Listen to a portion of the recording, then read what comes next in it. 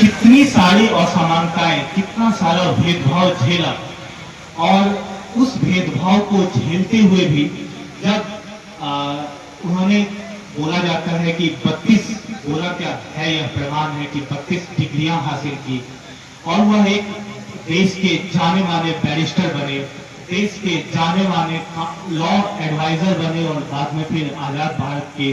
तो उन्होंने बहुत सारी किताबें लिखी, आजाद भारत के वो कानून मंत्री बने। और सबसे बड़ा कंट्रीब्यूशन, सब लोग बोलते हैं कि वो संविधान सभा के अध्यक्ष के रूप में हमें, उन्होंने भारत का संविधान हमें दिया। यह एक उनका कंट्रीब्यूशन है, जिस पे मैं वही चर्चा करना चाह रहा था, क्योंकि जब देश आजाद हो रहा था तो हमारे सामने सबसे बड़ा प्रश्न यह था कि आज जो हमारा देश 17वीं शताब्दी की जो राजशाही से आगे निकलकर फिर ब्रिटिश हुकूमत के अंदर आया, और जहां तक आपको पता है कि हमारा यह जो देश, इसे पहले सोने की चिड़िया कहा जाता था, ब्रिटिश हुकूमत के बाद इसकी स्थिति इतनी खराब हो गई थी कि एक समय जहां यह विश्व के 25% जीडीपी का हिस्सा रखता था भारत देश हमारा, वह ब्रिटिश के जाने के बाद वह 0.2% पर आ गया था। तो अंग्रेजों ने इतना लूटा इस देश को, इस कॉलोनाइजेशन ने।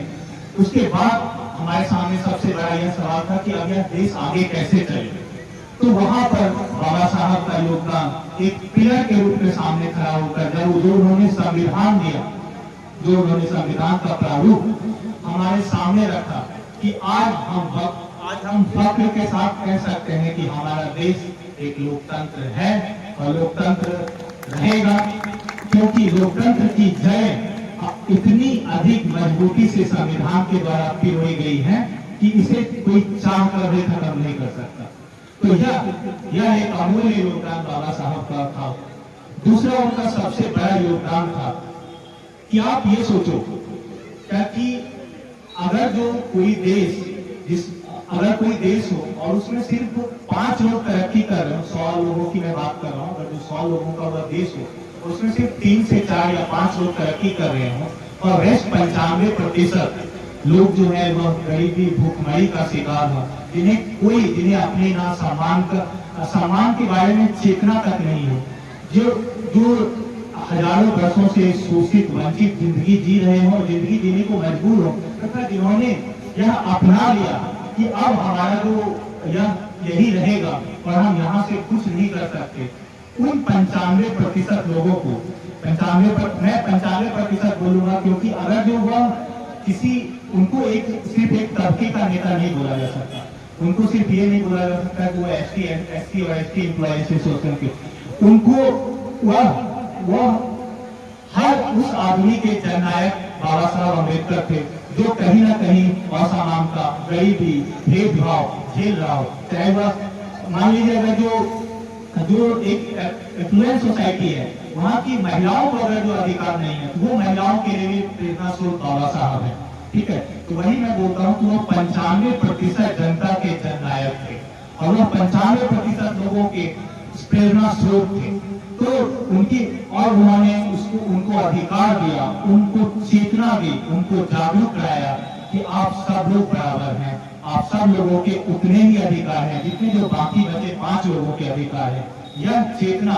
देने के बाद हमारा देश एक नई ऊंचाइयों को, आप सिर्फ 5 लोगों को अमीर बनाकर और 95% गरीब बनाकर कोई भी देश तरक्की कर सकता है क्या? वो तरक्की कर ही नहीं सकता। वो तरक्की तभी कर सकता है जब देश के हमारे 100 के 100 लोग आगे बढ़े। अगर जो देश का सभी 100 लोग एक कदम आगे बढ़ते हैं तो हमारा देश 100 कदम आगे बढ़ता है। यह हमें हमेशा ध्यान रखना होगा, हमें अपने अधिकारों के प्रति हमेशा जागरूक रखना पड़ेगा।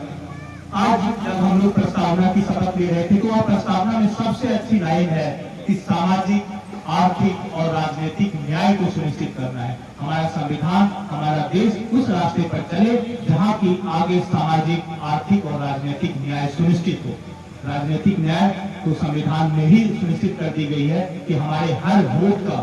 सेम अधिकार है, एक मत एक अधिकार। चाहे आज कोई भी वर्ग का वोट देता हो, उसके मत का अधिकार एक ही हो। तो एक तरह से हमें राजनीतिक न्याय जो है वो संविधान में सुनिश्चित कर दिया है। लेकिन इस राजनीतिक न्याय में भी चेतना की, और ज्यादा चेतना की जरूरत है। आपके वोट के महत्व को जानने की जरूरत है, ताकि यह वोट आप जब कर रहे हो वह किस लोगों को कर रहे हो, वो आपके लिए कानून बनाएंगे। तो ऐसा ना हो क्या कि वो कानून आपके लिए ही वो बैकफायर करे। तो ये राजनीतिक चेतना को अगर जो हम लोग समझ लें तो एक तरह से राजनीतिक समानता देश में संविधान ने कर दिया है। और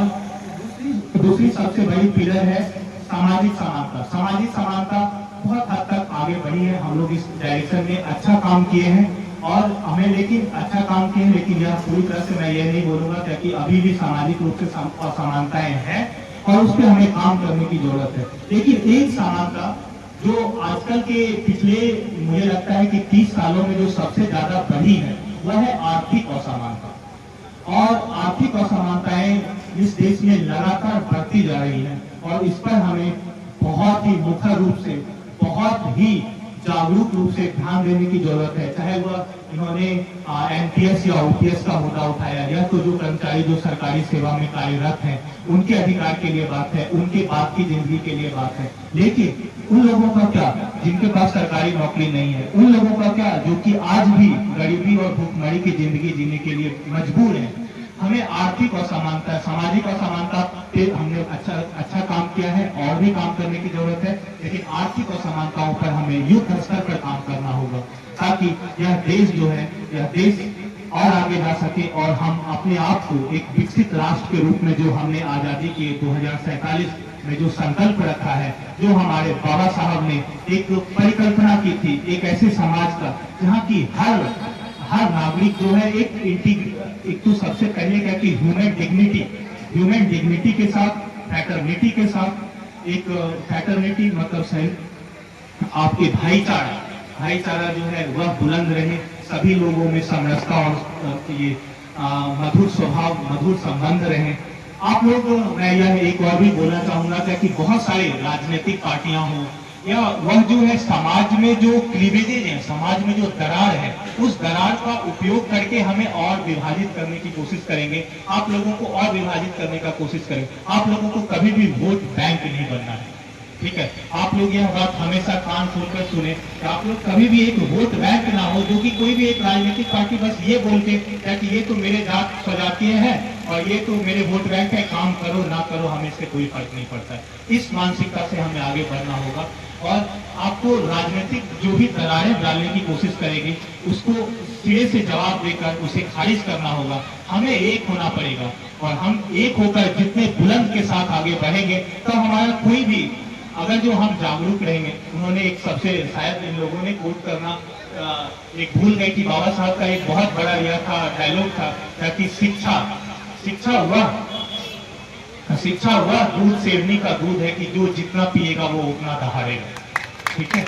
यह बाबा साहब का एक बहुत बड़ा कथन है और यह सच में चरितार्थ होता है कि जैसे ही लोग शिक्षित होते हैं, जैसे ही लोग अधिकारों के प्रति जागरूक होते हैं, उनको गड़गड़ाया नहीं जा सकता, उनको कोई झूठ फरेब में फंसाया नहीं जा सकता। तो यह बात आप लोग समझें, अपने बच्चों को भी सिखाएं, आने वाली पीढ़ियों को भी सिखाएं। और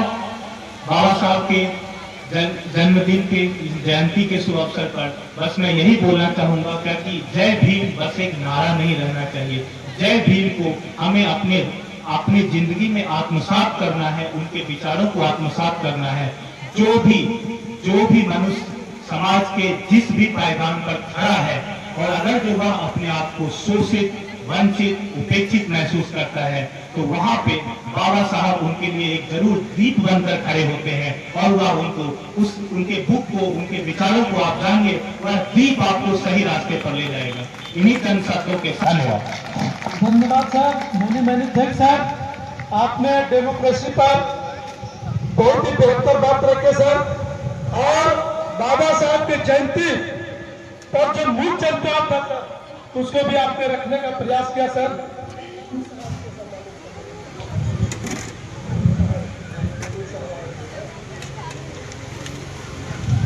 धन्यवाद सर, आपने बहुमूल्य समय देकर सर 5 मिनट